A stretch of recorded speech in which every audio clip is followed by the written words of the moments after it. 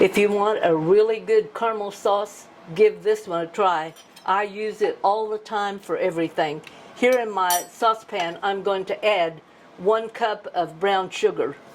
Now with this recipe, you can use either brown sugar or white sugar, depending on your preference of taste. And I'm going to put that over a medium heat, and I'm going to just let that begin to melt in my pan. Now I don't want it to boil, I just want that brown sugar to melt. Okay, now on melting your sugar, don't get in any hurry. It's going to take a while. You don't want it to boil, and see, it's just now beginning to kind of melt down. And I have stirred this every now and then. I just kind of move it around, make sure it's not sticking on the bottom of the pan.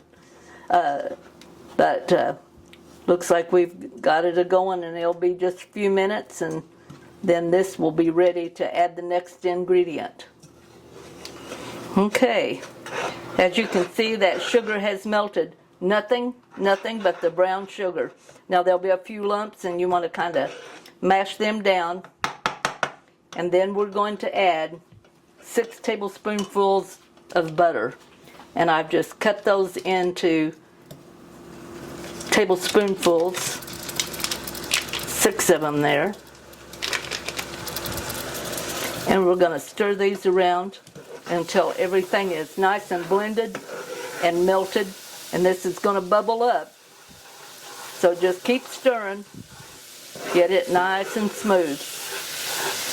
This is what helps to make your caramel smooth and just a real buttery taste.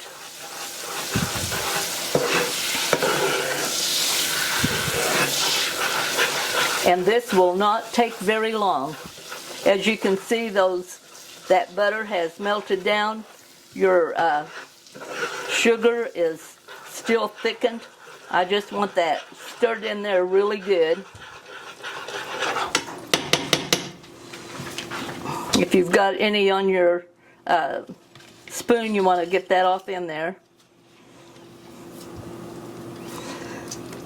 Now the thing is, you can see it's already beginning to set up a little bit, but it's never boiled. It has bubbled up by adding the cooled butter, but that is it. Stir that in really good. Then we're going to take that off of the heat. And to that, I'm going to add 1/2 cup of heavy cream. This is bubble up again.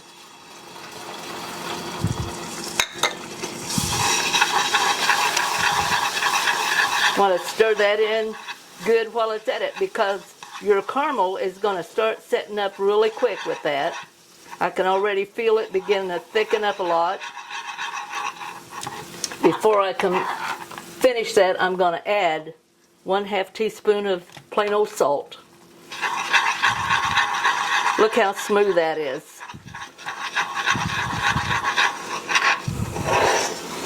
Keep a stirring, get it out of your corners. Don't let it set up in there.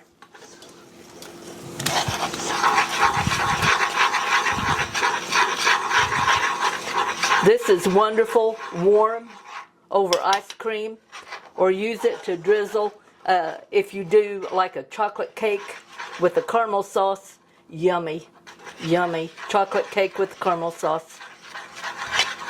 Okay, the only thing now we're going to do is let it sit here on the counter until it becomes cool enough to where that we can go ahead and handle it. Okay, our caramel has cooled a little bit, and you can use it just like this. As you can see, it's nice and thick.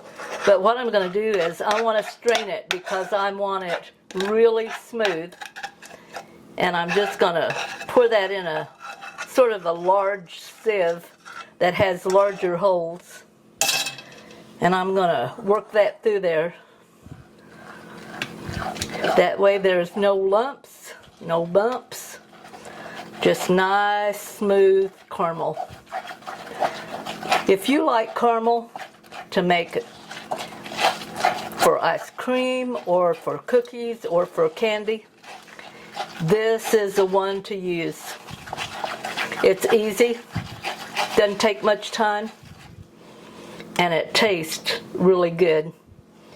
If you like caramel, give this one a try.